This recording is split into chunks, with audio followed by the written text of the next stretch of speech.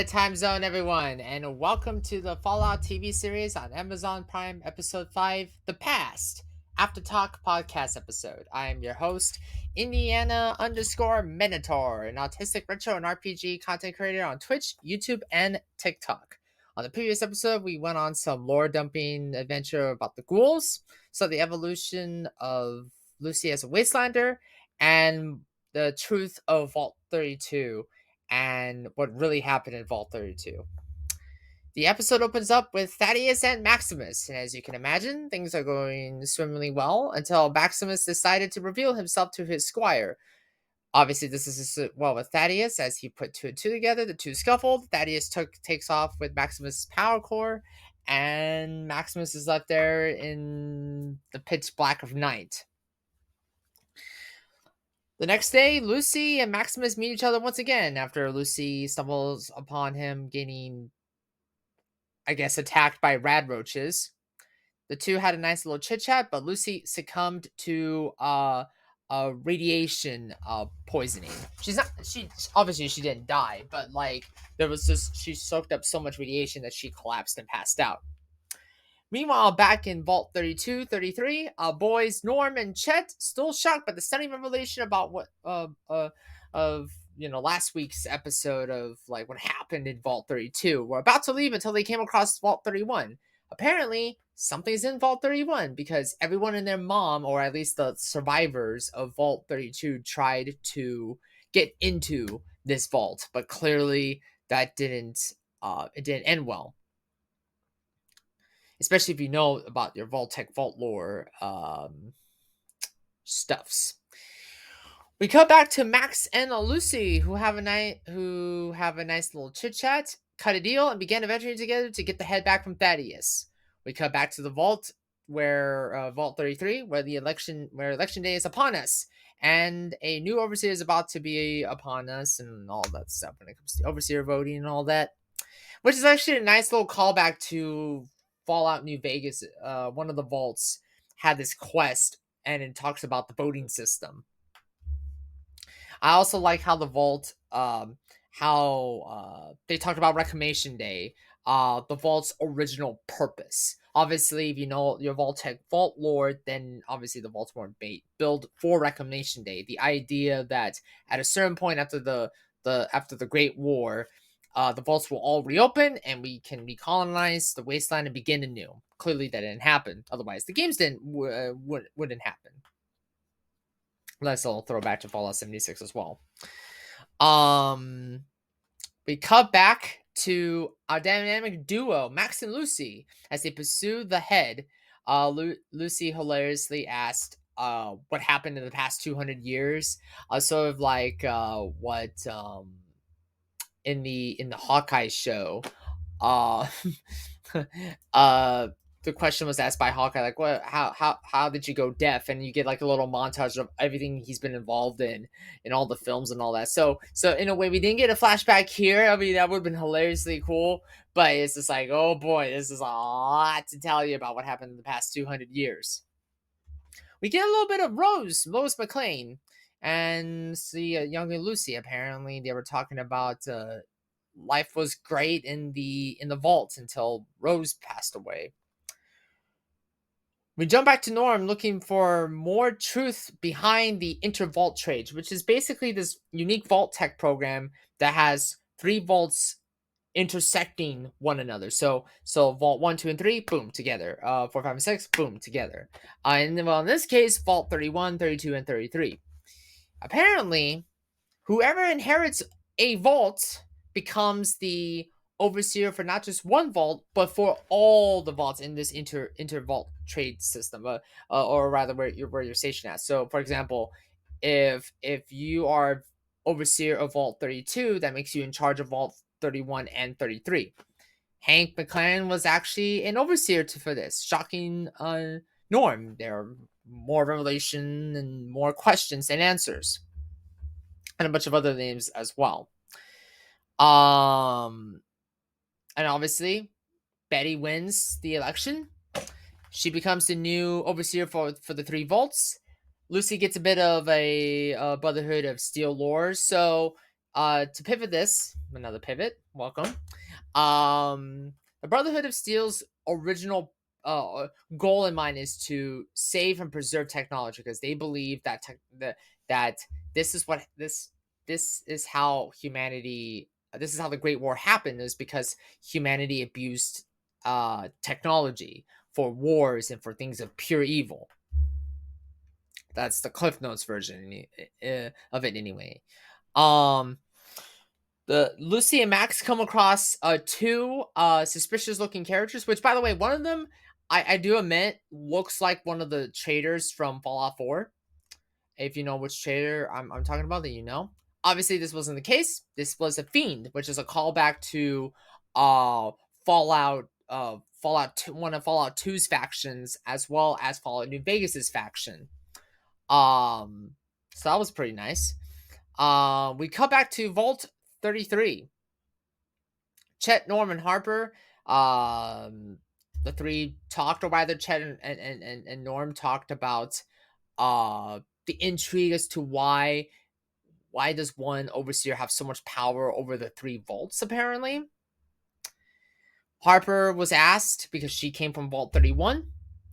Harper just basically gives a basic statement, but she doesn't know. We get no answers here.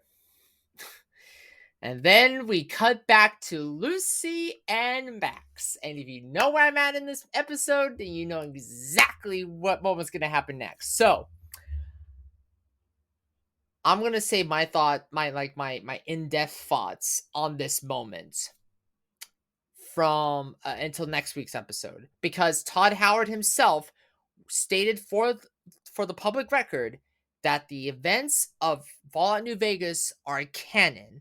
The events of that game is canon. The events of so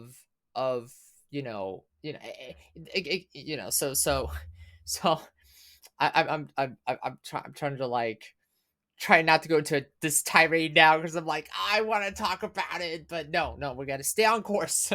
All ships must sail in the same direction. So, if you know what moment I'm talking about, then you know the one that sparked the unnecessary outrage for the couple of days that this outrage lasts. Well, it was really the spark of it, because episode 6's moment, that was the fuse and apparently the explosion for a lot of people, especially for the diehard Fallout New Vegas fans, who apparently doesn't get a lot of action with their boyfriend, girlfriend, or whoever they prefer.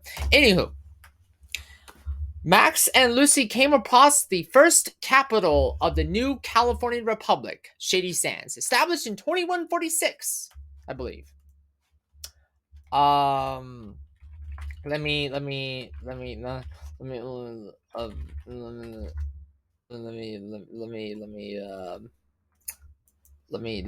get this for the record. Established in 2147. My God, I was about to give a bunch of I was about to go into I was about to start another outrage. Oh my God.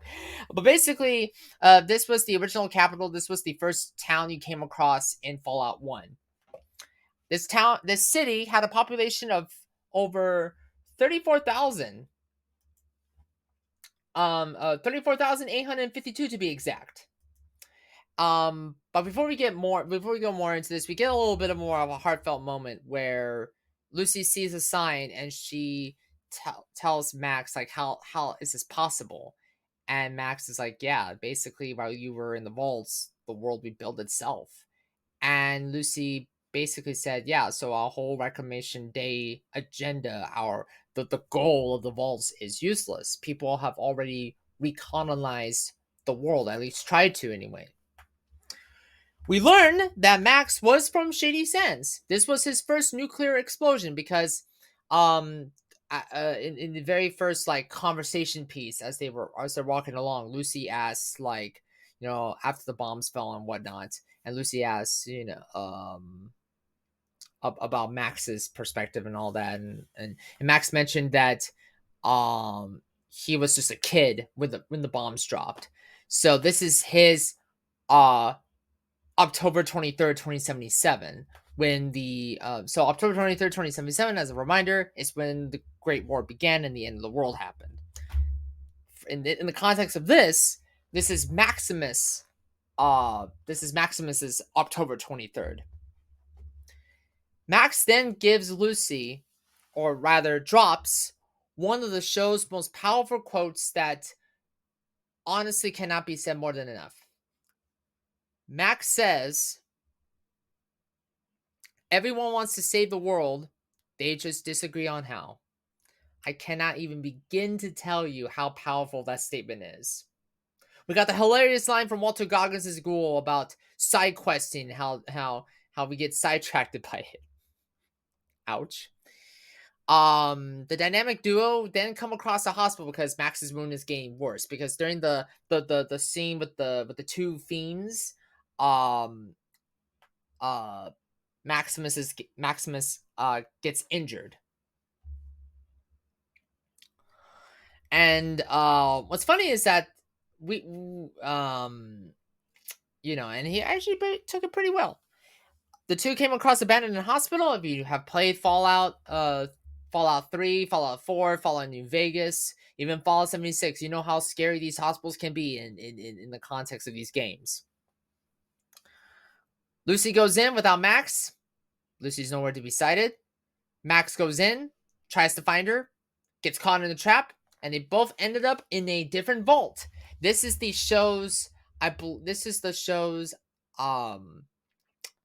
third vault, I believe. I know that the show was supposed to during the making process and all this stuff, it is said that there were supposed to be 3 vaults. This vault, Vault 33, Vault 4, and then I think I misread that. I think I misread that statement because we're learning so much about there's so many vaults in this show already. So I think I misheard or misread that statement. But anywho, the two find themselves in the vault, and then Norm asks the big question to Betty: what happened to her Pip-Boy? Because in order to get into the vault, you need a Pip-Boy. And in episodes 4, I keep saying last week's episode. In episode 4's revelation, we learned that Moldaver got into the vault by using Betty's Pip-Boy. Betty tells Norm that the Pip-Boy was buried alongside her mom because Betty was there when Hank buried her. When Hank buried her.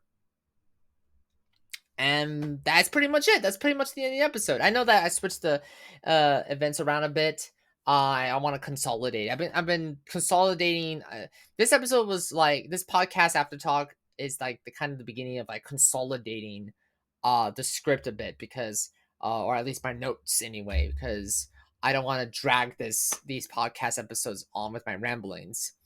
It's a solid episode. Last week's episode was the high point, and it kind of tempered a bit, but ultimately, again, the show's doing such a great job at being Fallout, which is awesome. Keep doing that. We're about 3 more episodes left.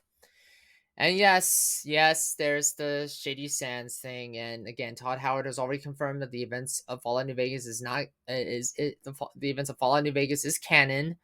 I say this now because next week's episode we're gonna talk about the chalkboard, and I'm gonna emphasize that a lot during that episode. I already got the outline of what I'm gonna say for this particular part, and most of the episode is going to be talking about that part. So definitely stay tuned for that. I don't want to. I hate setting expectations and spoilers. But the thing is, this was a necessary outrage. Wow, this is the moment Lucy and Max stumbled upon that sign that says Shady Sands, the first capital, and then that whole sequence of events was just goddamn. It's like going to war in a Sid Meier's Civilization game. Like everyone wants to go to war apparently. Oh lord. So yeah. If you enjoyed the podcast After Talk episode, leave a like, comment, and subscribe to the YouTube channel. if you are watching this on Spotify or you're listening to this on Spotify, then follow the podcast. The first season is mainly focusing on Fallout. I'm also with the mid-season review. I mentioned that I was gonna I was gonna do a podcast job for my thoughts on Fallout 1, but I want to beat Fallout 2 first and then combine the two. And yes, we're gonna do podcast bonus episodes on the games from Fallout 3, Fallout 4, Fallout New Vegas, Fallout Tactics, even the infamous Fallout Brotherhood of Steel for PlayStation 2 and Xbox, the one that isn't talked about. but um but yeah, I hope you enjoyed the podcast Aftertalk, and I'll see you on the next episode. Episode 6, The Trap. See you next time. Happy time zone.